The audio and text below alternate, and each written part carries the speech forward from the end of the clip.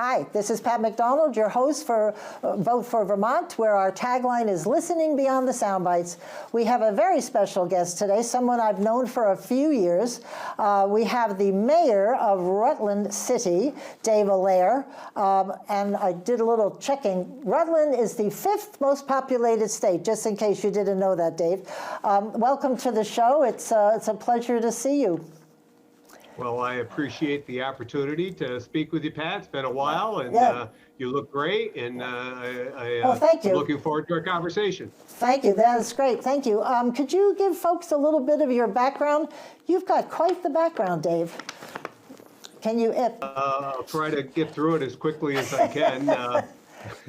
I'm a native of the city of Rutland, born and brought up here. Went to Catholic schools down here, Christ the King, and graduate of Mount St. Joseph Academy, Nice. 1974. Attended Castleton at the time, State College, now Castleton University. Met my wife in subsequent years. Been married for 40 years come Whoa. February. We have 2 adult children. I have worked mostly in outside sales for most of that time, traveled all over Vermont, as a matter of fact, during the 80s, 90s, and early 2000s.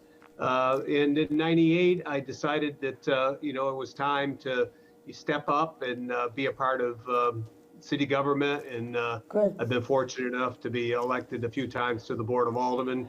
19 years I ended up serving there. During that time, I spent 6 years in the legislature also. When you were up there, and we had some great times, and met a lot of people, made a lot of relationships. It was a wonderful time of my life, and certainly served as a kind of a platform for what I'm doing now. That's great. And how long have you been mayor? Quite a few years, have you not? I'm ending up my 3rd term. We have 2-year terms here in the city of Rutland, so it's 6 years. Oh, great. It's been an interesting ride. We've, I think, done a lot of good things and stubbed our toe once in a while, but for the most part, I think we're doing pretty well. And you have announced you're running again, are you not? I am. Good for you. I've decided that, after talking with folks around town and feeling like there's still a few things I'd like to get finished, I felt I've got 2 more years in me, and I'd like to finish up on a high note and finish up those projects, and perhaps think about retiring. Oh, there you go. It's a big decision, and you do know when you're ready. I have to just say, you'll know. You're not ready yet, and that's a good thing. I was looking at your resume, and the last time I was in Rutland at an official capacity was Operation Lifesaver, which you're involved in down there, and I got to ride up front with Dave. It was Amtrak, I can't remember, and it was a great day. That's my last time I remember being down there, official business. So. Oh wow! Yeah. That's one of the many. I'm very involved with the railroads and Amtrak, and getting the Ethan Allen up to Burlington, and something that took 25 years to accomplish, but we got it done this last summer. And Operation Lifesaver is on the safety side of things, and very important to get the message out to people that you can't fool around with railroads and trains. When you're on the railroad tracks, you're trespassing, and it can be life or death. Oh, that always amazes me, but that's another whole show, I think, how people, when they get hit by a train, and the owner of Amtrak told me that you don't realize how fast it's going because it's so big that you really misjudge where the train really is and how fast it's going. And that was a lesson learned. Surely is, yeah. And it takes a long time to get that message out. People are so used to walking the tracks, and they've done it all their lives, and there wasn't that much traffic on there, but now there's a lot more traffic, both freight and passenger, and much quieter. The railroad tracks are all been improved, and that's great. You're right. We could talk about this for hours, but yeah, for sure. Well, I'm very big on the rail, and I would always hope that we have a lot more service. But we're getting there. As you said, took a little while, but we're getting there. So listen, let's. You announced you were running, and I wanted to talk about some of the challenges that you've written about in running again. The three that I noted mostly was housing, homelessness, and drugs, which I sort of somewhat put together, and public safety. Could we talk a little bit about the challenges that face you as mayor? Housing, I think it's a Vermont problem. Yeah, housing is a Vermont problem, and we just had a meeting of the mayor's coalition in the last couple of weeks, and there was a press conference up in Montpelier this past Friday, and the mayor's focused on, I think, a lot of these same issues. Housing is a common problem all over Vermont, where our housing stock down here in the city is very old. We don't have a lot of room to build new housing. So what we're trying to do is focus on rehabilitating, the 2, 3, 4 unit housing in particular the western portion of our city.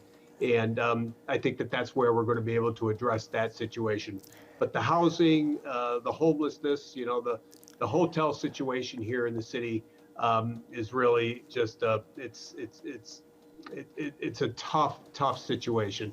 I mean, there's so many people that through no fault of their own find themselves in a homeless situation, but there's an awful lot of people that have just taken advantage of that situation. The voucher program, basically anybody that came into Vermont or moved down to the Rutland area or in any community could just sign up and get a hotel room, and they're there for as long as they choose to be there, with no end in sight. And that is creating all sorts of havoc in our community, and petty crimes,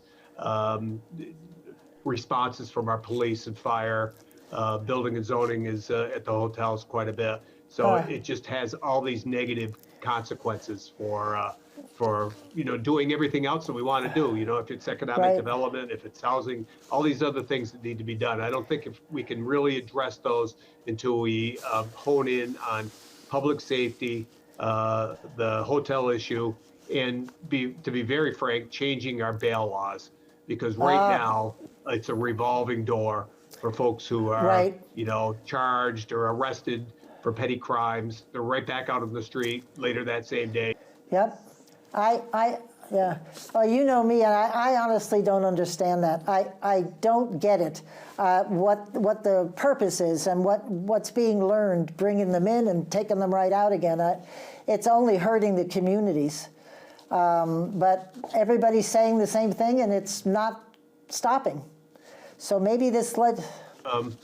Yeah, I'm actually going to be up in Montpelier tomorrow morning talking to my Rutland County delegation, and I'm going to be talking about the same things. Great. And making sure that I just hammer in the same issues, because I don't think the majority of the legislators really understand how important it is to our communities. Well, it's good you're going up there, because there's a third of the legislature is brand new, and they haven't heard any of this stuff. So I know everybody, I know all the nonprofits, they're all trying to get to these folks, the new people, just to let them understand what's happening.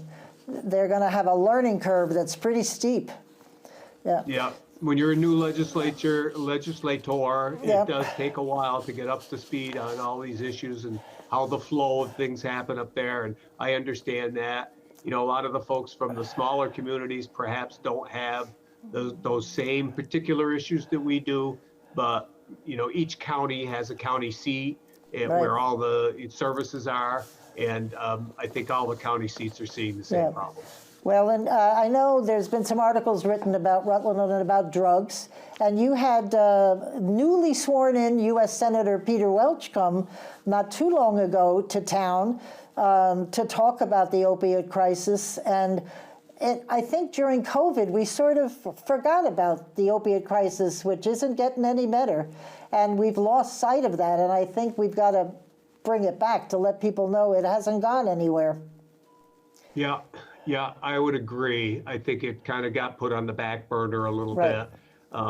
There were so many other things to worry about. Folks were, concerned about the spread and just making sure that they still had their job and working remotely. But, kudos to Senator Welch for, putting the spotlight back on that and coming to Rutland at the Rutland Regional Medical Center Which to is great. talk about that. And he had Xavier Becerra in tow with him, along with our police chief, and they had a good. Yeah, that was great. And for people that are listening, Xavier Becerra is Biden's Secretary of Health and Human Services. So, right to the top. That was great. Right. Good. I'm glad he heard that, because maybe we'll get some help.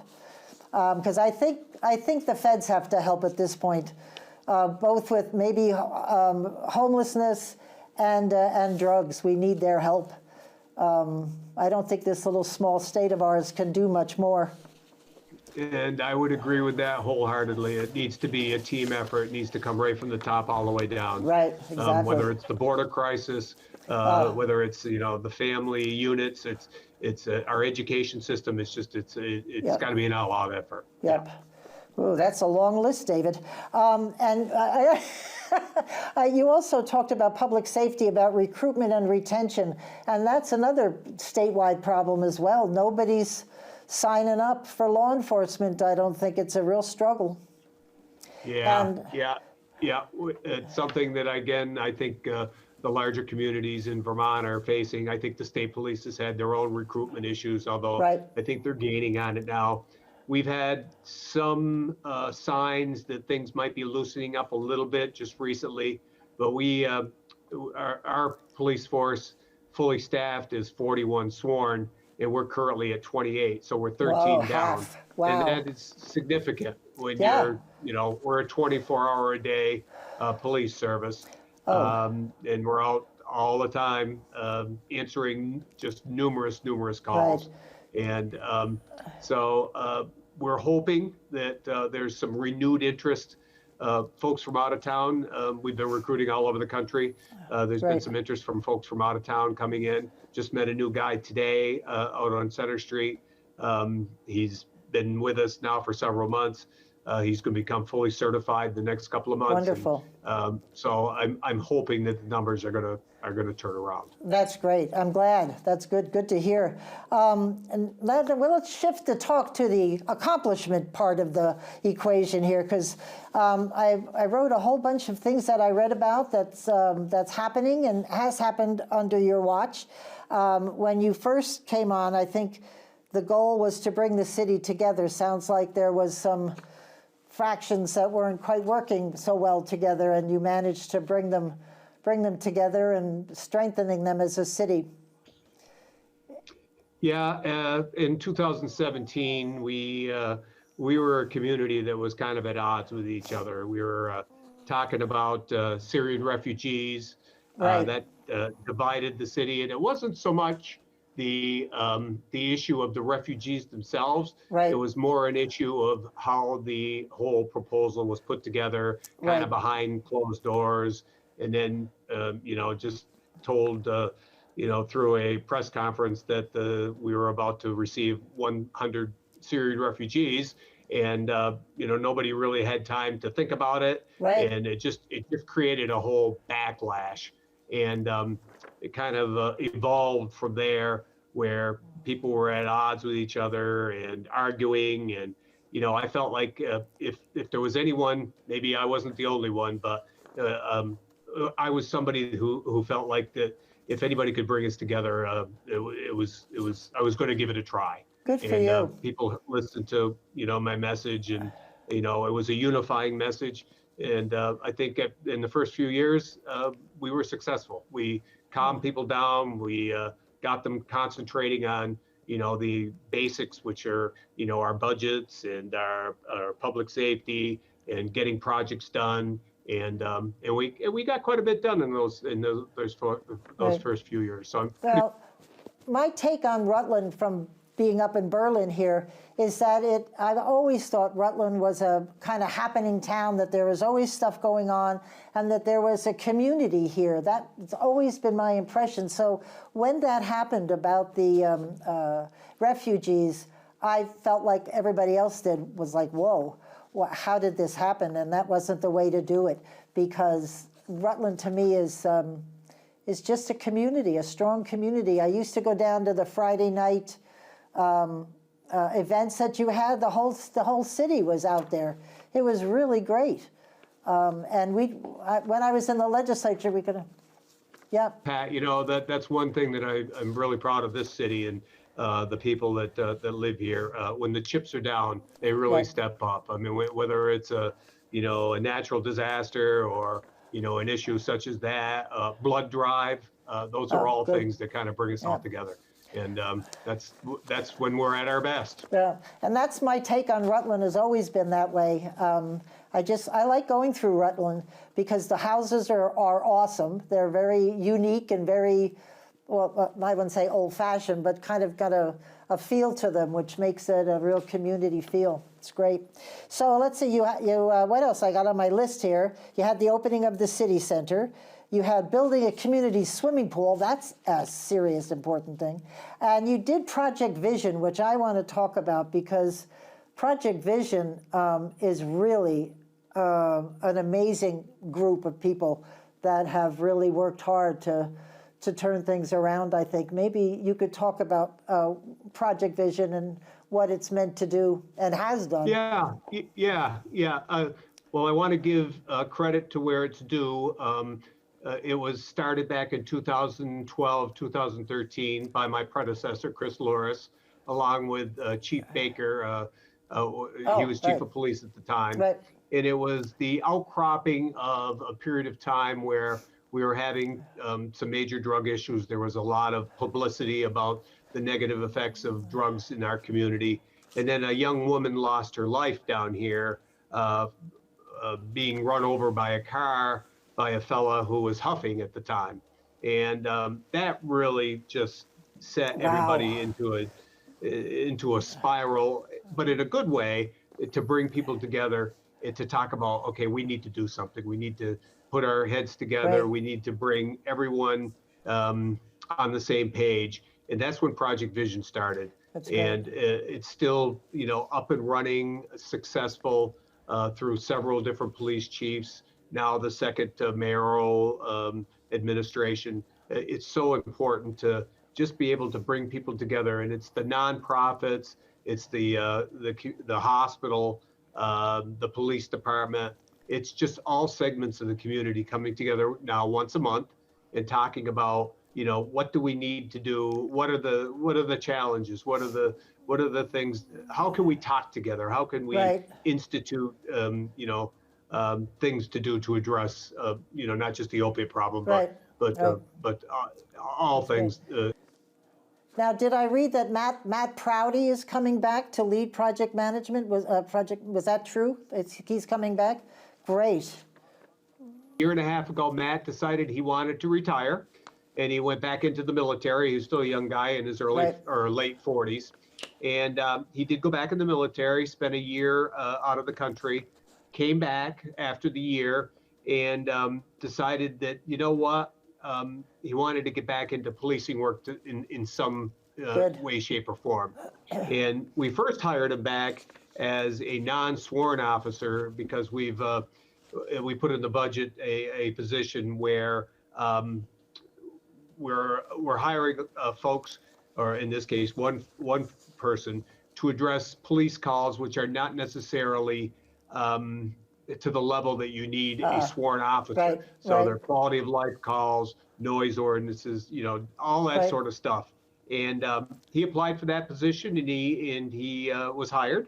And subsequent to that, one of our commanders decided he wanted to retire. And Matt said, you know what? I think my place is back at the head of Project Vision. So he is a commander in charge of Project Vision. I think he's in the perfect place. He's the perfect person for that job. So we're very happy to have him. I don't think I ever met him, but I knew the name the minute I read it, and I said, oh, good, because I have heard about him and that he's done a great job with Project Vision. So he headed Project Vision for a number of years and really kept it at a high level. Yep. Yes. Great. So the other thing that was on this list is transferring the College of St. Joseph's athletic facility for your Rutland residents. That's a great thing.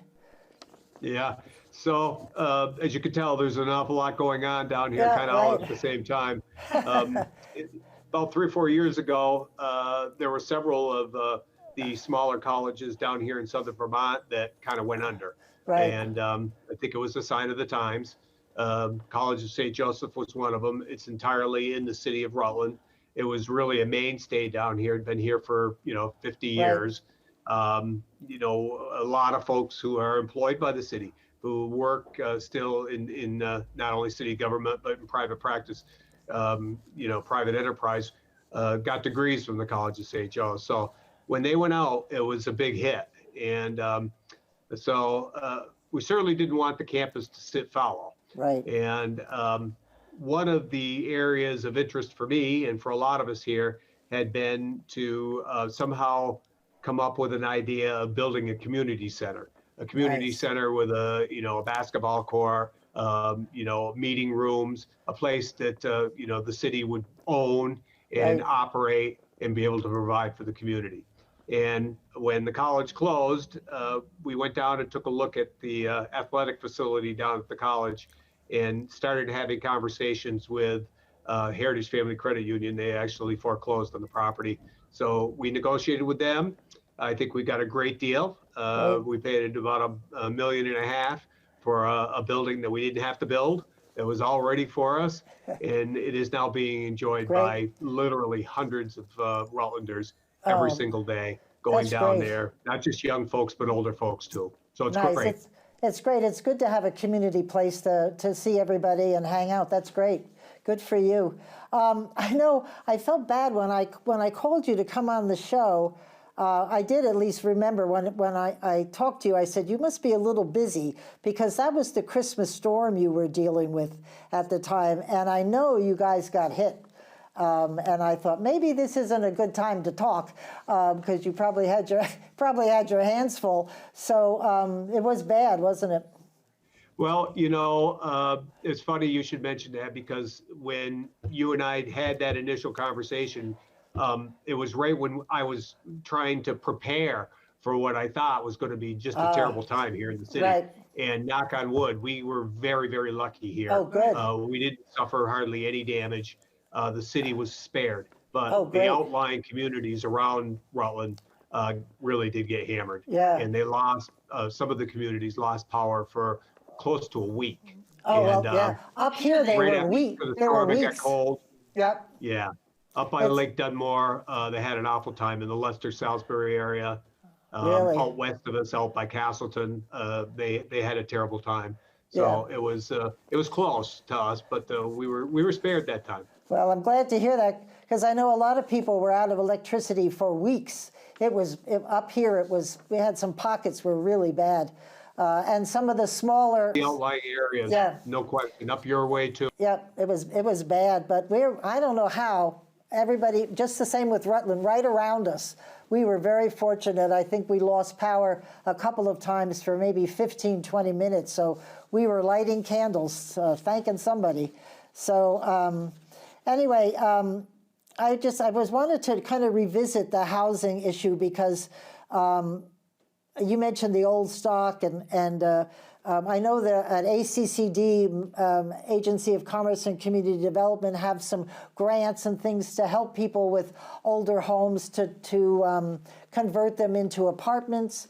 And I'm thinking from what I understand, this legislature is going to be very busy talking housing. So I'm just hoping that you and others from Rutland and other cities are at the table because and the word affordable has to be part of that discussion because I have some friends that live in Burlington. I don't know how it is in Rutland, but it is ridiculous.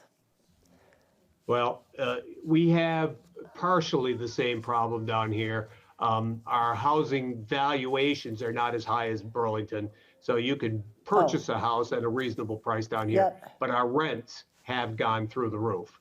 Right. And of course, that's hurting the lower income folks, the folks that need the help. Right. And so I think you've hit it spot on.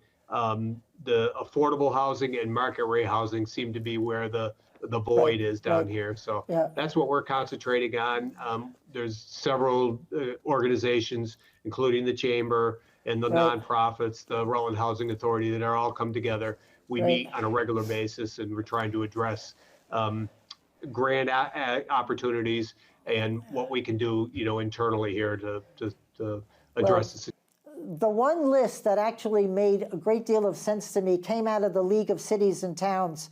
I read their document that they had on, and I've been using a lot of which I'm sure they've gotten from talking to Rutland and other places to put this list together, because the chambers are all at the table.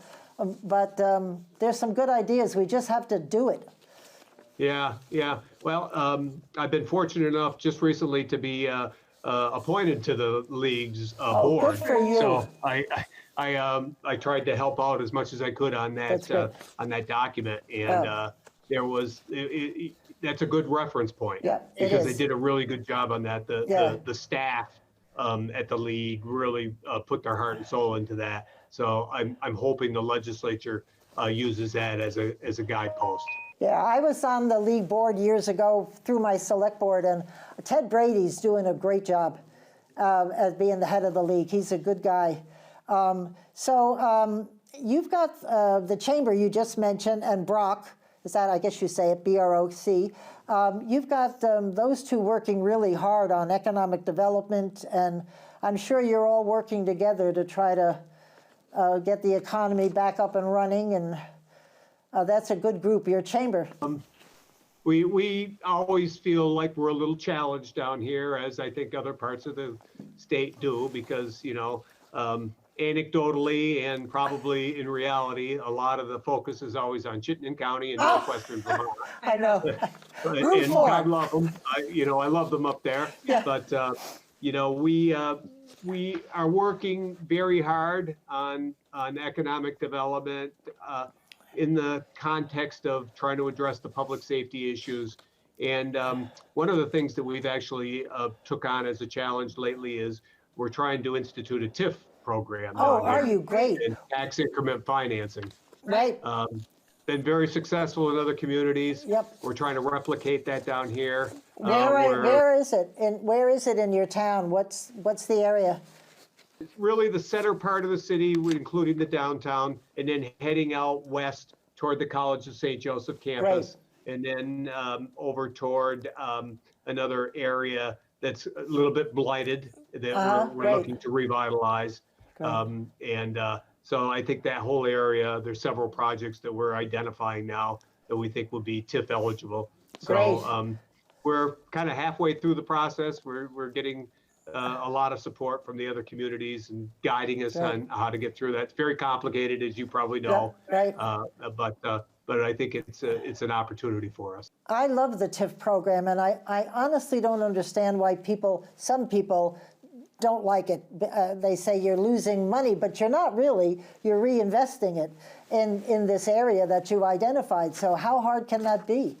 Exactly. I think in the end, it's a net gain for everybody, including the ed fund. And I know a lot of people are very, they're very concerned about the ed fund. I know our auditor of accounts doesn't like the TIF program, and I'm sure he has his reasons. But for the communities that really need, the St. Albans of the world 10 years ago, and Rutland now, and some of the areas of Burlington, and even over in White River Junction, Hartford area, they've used it to really re-energize their communities. So I think and actually last year, I won't mention who, but they tried to do a mini TIF, but the legislator, and I made a comment or two on Facebook, heaven forbid I should keep quiet, but she said she didn't think that the local municipalities had the talent to administer it.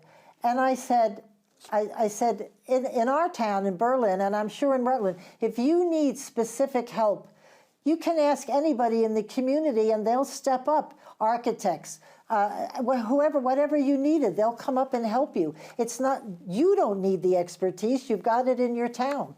And I know in Berlin, you ask them and they're there. They don't want to volunteer for a lengthy assignment, but a short project, they're right there. And I think that, for sure. And I think the mini TIF idea was doable and something that you can really grasp your hands around and really get it done. But anyway, I'm hoping it pops back up. I know this happened back in 2000, but I have to say something about the Paramount Theater. That was the most spectacular redo or refurbishment I have ever seen. That was amazing what happened down there, and it's just made its money's worth 20 times over, I'm sure, because it's a fabulous place. That is without a doubt the centerpiece of our downtown. It's exactly what draws people in from all over.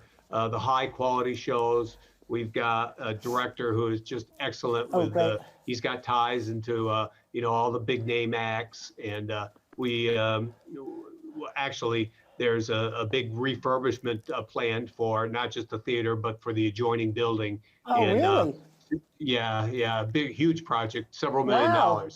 Yeah, that's fabulous. So we're very excited about that. Because I think I was at the Paramount maybe a week after it opened, and I was just blown away because I had been there before, and to see what you all did was just, and the acoustics. I went to a meeting there one time, and the acoustics were just spot on. They were perfect. Whereas some of the bigger places in Vermont don't have the right acoustics sometimes. So it was just delightful to be there. It was great. And I had mentioned the Friday night events. I looked on the town's website, city's website, and there's so much stuff you have planned. And the tree lighting, holiday stroll, the Winterfest. I mean, it just goes on. And of course, you've got the Vermont State Fair, which is the classic of all times. But yeah, the state fair is seeing a rebirth. They moved the time from early September to the mid-August, shortened the time period down to 5 days. It used to be 10. Right. And they have the last 3 or 4 years, attendance has been up. We've had good weather. We have a new young executive director down there who's just doing great things.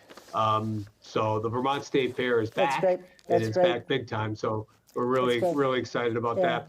And one other event that I always like to have a marquee and talk about a little bit is our Halloween parade. Our Halloween parade is probably one of the largest in the country, and it happens on the Saturday right before Halloween. We have literally 10,000 people lining the streets downtown for a 2-hour parade. Wow. Floats that are made by all private organizations, by city government, by the hospital. It's really something. So if you ever have a chance to come down to Rutland during the Halloween time period, come down for the Halloween parade. Well, you won't be disappointed. No, shame on me. I never knew that. I will be there next year for sure. I love Halloween, especially the kids. I get a big kick out of the kids and those of us who foolishly get dressed up. But anyway, I think you talked about this massive project that you've got going on at the theater and the buildings. That's a beautiful area in itself. That whole area must have amazing history to it. What's happened over the years in Rutland, the history is amazing.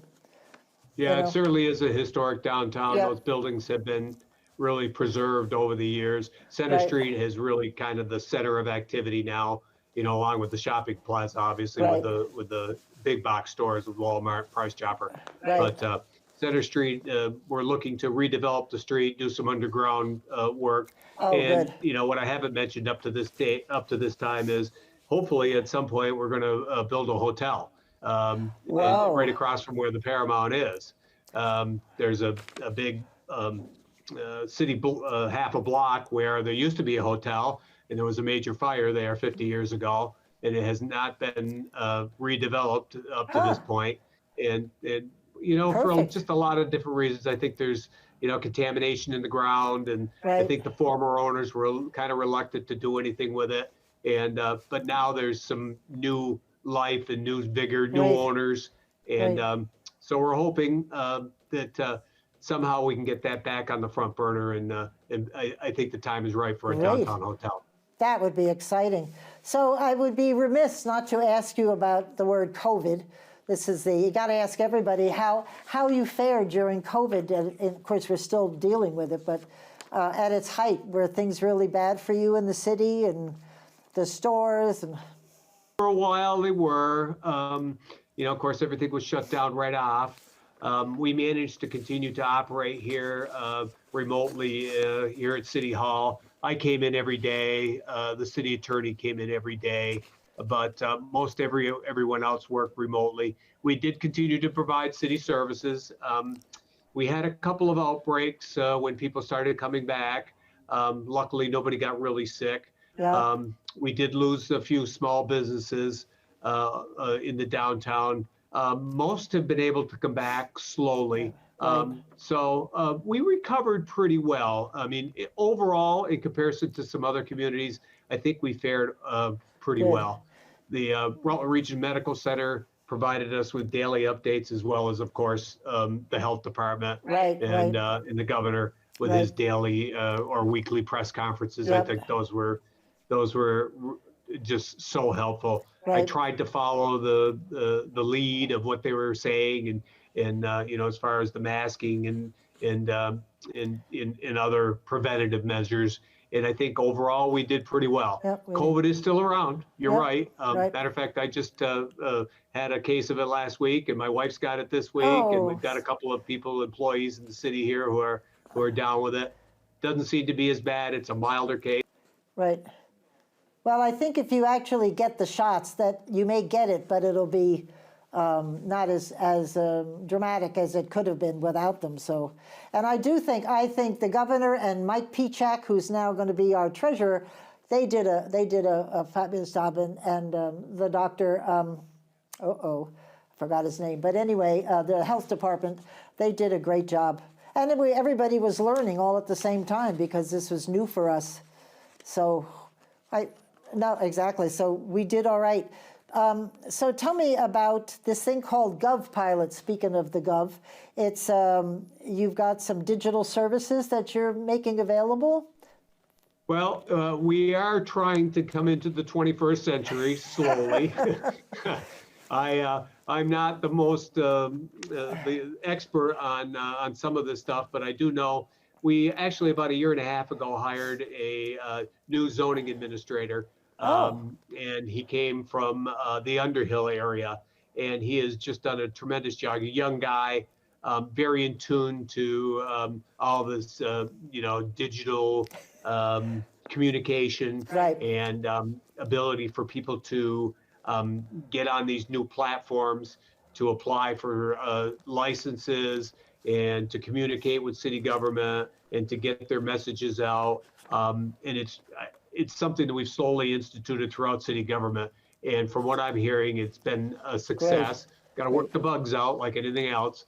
But it's something that we needed to do for a long time. We've been slow to come to the forefront, but we're getting it done now. And we seem to be happy. Things seem to be going smoother now that we're able to communicate with each other much better.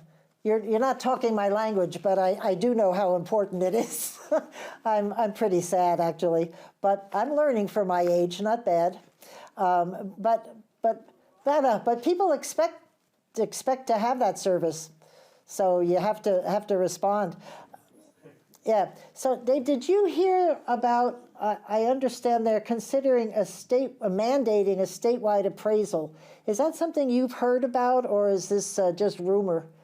Well, I think what it is it's a product of what's happened during and right after COVID, with all the out-of-state people coming into our communities and buying up the property and paying top dollar, sight unseen. There's a lot of properties here in the city that have been purchased that are way above what the market rate is. And that has skewed all the common level of appraisals and the CODs and all of that fancy, terminology that the department uses to fix the tax rates. So that has skewed everything. And so there's about 160 communities, I think, that are currently under an order to reappraise. We're one of them, the city of Rutland. But, obviously, there's only so many, firms that do this kind of work. So it's going to take a long time for everybody to get through that reappraisal process. And that's not a cheap We're one of them. endeavor. It's not a cheap endeavor either. You just can't do it. I mean, there's some funding No, that, in our case, I think we have about 5,500 parcels in the city. Whoa. And we're expecting it's going to cost several $100,000, if not more, to oh, really? reappraise. Wow. Yeah. So I hope So they've we have a given you, reappraisal fund. Oh. Every community gets a certain amount of money each year from the state. Oh. And if you're fortunate enough not to dip into it, and you really can't because you can only use it for that purpose, you build up a savings account. Oh, So okay. we have, I don't know how much exactly, but we've got, I think, enough to cover the cost of the appraisal. But it's just right, oh, for sure. Yeah, right. Well, I'll tell you, there was a time there when if you wanted to sell, no problem. The woman next to us sold her house. It was sold above asking price in a week, just done. I mean, it was quite the couple of weeks there, or a month maybe, or something. These people were just, yeah, for sure. It was incredible. So I have to tell you, I was watching some of the news articles about the Rutland School Board and your discussion about the mascot. Apparently, the latest is no mascot. Is that the latest? They're just not going to deal with it at all. from my understanding, that's exactly God. what it is. Yep. I've been fortunate enough to stay pretty much out of that conversation. Good move. As much as I possibly can. Yeah. I'm a Mountie. I graduated from MSJ, but my wife went to Rutland, and she is a Rutland Raider, and she will always be a Rutland Raider. Right. And you can't change her mind, and I don't blame her. I was always supportive of the Raider name. I understand, some of the thought process of the Ravens and all of that. Right. It was just an unfortunate, circumstance where the school board just kind of went after each other and Right. heated debates and, kind of lost sight of, why they were there. Right. Serve the community kids. and serve the kids. Yeah, exactly. There's that But- kids thing. Yeah, we ended up with, right now, we've ended up with Rutland, right. That's a good name too. That's a good name. They can certainly do something with that. Anyway, so we were talking before we went live about the change in your legislators in that area. I think you've lost six or seven legislators who are long-term legislators, people who have been there for a lot of years, and now you have brand new legislators, obviously, going up to Montpelier. Have you met with them, talked to them? Have you? Good. Yeah, because your group is a pretty tight-knit group, and I know they always have Rutland meetings up in the State House where the Rutland delegates meet. I'm actually going to a Rutland meeting tomorrow. Yeah, you said. We've met a couple of times. I've met individually with not every one of them, but a large majority of them. I think they're great people. Good. I think we're going to be well served. Good. They are new, and it does take some time, as we talked about before, to Right. get up to speed on the issues. But we have lost a lot of history and a lot of talent. I hate to list down the all the ones that are retired because I'm going to forget somebody. Yeah, but right. Larry Kupeli and Bob Helm. Right. Bob. Bob, you've been up there 30 years. Right. On House Appropriations. Yeah. And just did a great job. Right. And never in the limelight, but always just a hard worker, and he'd Yeah. answer your calls, and that sort of thing. It's hard to replace. So. Yeah, especially on appropriations, because that's sort of the committee, if there is such a thing as the committee, because every bill that has money in it goes through appropriations. And Bob, you're right, he was. Bob Helm and Peter Fagan. Peter Fagan was on there for a number of years Right, too. right. Yeah, very smart, very talented. Really kept Rutland Rutland issues on the top of the concerns, but served the state well. Really did That's really did a great. great job. Yeah, they did, both of them and all the others that, yeah, we shouldn't mention them because we'll forget somebody. But I'm planning on coming down just to say thank you to them. They all deserve it because I'm sure collectively there's 100 years. I'm sure if you looked at the service, it's amazing. And I hope that the new folks understand the tradition they're following of working together as a solid block. And I think they do. Talking to them, I think that they, through the campaign, they got to understand like you said, the tradition. It's just, right. and there's so much to be said to be up there representing your whole state in your community up in that beautiful building. That's great. Oh, I love it. I am a fan of David Sheets, who's the curator. I had him on my radio show the other day, and he was laughing at me because he said, I just ooze love for that building. I just do. It makes me very proud. When I was in motor vehicles, I was straight across my office was straight across from the sidewalk that went right in the middle of the building. And I'd stay there at night and think, well, that's why I'm here, because of that building. And I love it. It's great. So we were talking about the people that were leaving. Did reapportionment hit Rutland hard or not, or it was pretty much the same? Did Rutland get hit hard? Yeah, no, we did get hit. We have lost population here in the city and a little bit in the county. And the reapportionment board actually put together a plan which we were supportive of. It shrunk our districts a little bit, but kept us in whole. We have 4 representatives in the city, but the Government Operations Committee saw it a little differently, and they decided to peel off one of our districts and combine it with Rutland Town. So now there's a Rutland City representative who also represents a portion of the town, which has not happened for 40, 50 years.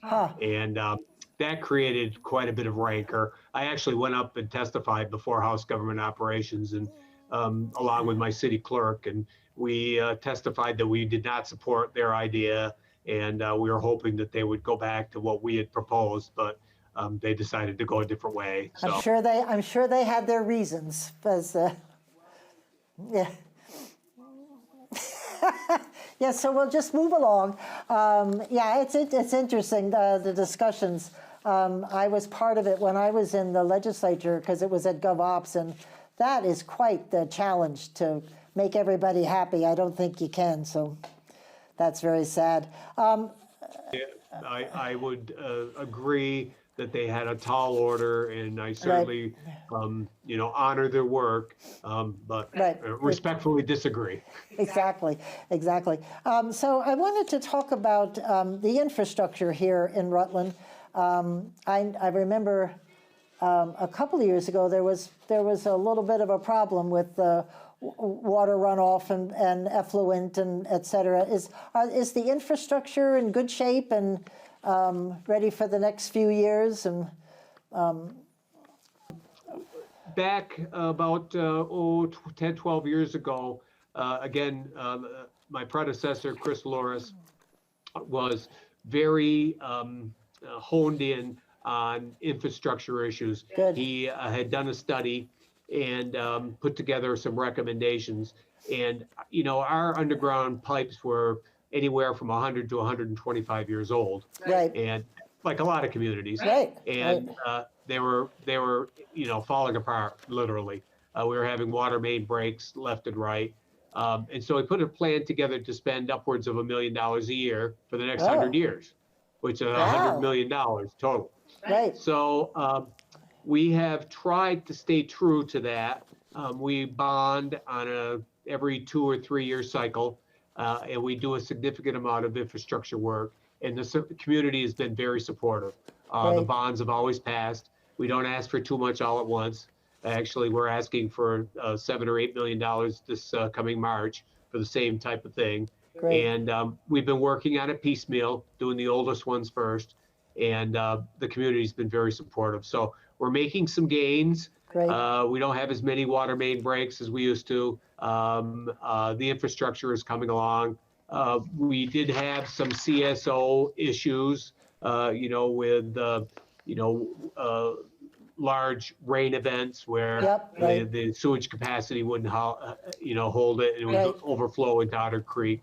That doesn't happen quite as often with some of the work that we've done. We're trying to manage that as best we can, and we're making gains. That's great. Well, it doesn't sound like a lot of money that you've asked for, and I think if you stretch it over time, people would support that. It's when they get hit with something really big, and yeah, you can't do that. You can't. So that's great that you're doing it. So we've got a few more minutes, and I wanted to talk trains. I actually love trains. And does the dinner train come down here? It does, doesn't it? Oh, it doesn't? Oh, no kidding. Oh, is that it? Because I was on that, and you have to get that down here. That is fabulous. That really is. You have to work on that. And but the train from New York to Burlington, that comes through here, right? Is that well used? Yeah. So the same train that's been coming up, the Ethan Allen, it's called, been coming up from New York City's Penn Station. It ended in Rutland up until last July, Right, and and then now- they extended the line up to Burlington. So Right. now it travels, north and south once a day. I understand the ridership has increased Great. dramatically. Great. Lots of people getting on and off at Union Station in Burlington, and Great. also in Virgins and Middlebury. So it's helped the whole, just the whole outlook on rail travel. That's great. Now we just need snow to get the skiers on the train and get it. Snow. We don't have any snow out here at all. No, we It's, don't. Up on We the hill, don't. we've got a little bit, but we need some more. Yeah. So in closing out in the next couple of minutes, Dave, is there things you want to talk about the future of Rutland, what plans you may have? You obviously are going to start campaigning, and I don't know what that entails for you, but... Well, we'll have some debates, and, there'll be some radio and newspaper discussions, and just getting out and going to events and meeting people. That's kind of one of the things that I enjoy doing, Right. while still running the city. But I guess I just want people to, think about, what the last few years has been like, and, the progress that we've made, and the fact that I'm healthy, and Yes. I'm raring to go, Right. and I'm totally devoted to the city, and I just want us to see us succeed. And That's great. I think the next 2 years are going to bring out really good things. Yeah. I know you were dealing with some health issues for a while, and it's hard to do that in the public eye, but I'm glad to know that you're healthy and looking good, David. So I'm glad to see you. I appreciate it. Well, likewise with you. Thanks. And you face those kinds of things head on, and they could do wonderful things in medicine now that they couldn't do 10 years ago. For sure, for sure. Very, very fortunate. Yep, never give up hope, that's for sure, because there's always something Never around give the up. corner. Yeah. Thank you very much for joining us, David, and good luck with your campaign, and we'll see you soon. I know Halloween I'll be there. Yeah, thank you. See ya. This is Pat McDonald, your host for Vote for Vermont, where our tagline is listening beyond the sound bites. Thank you for tuning in. See ya.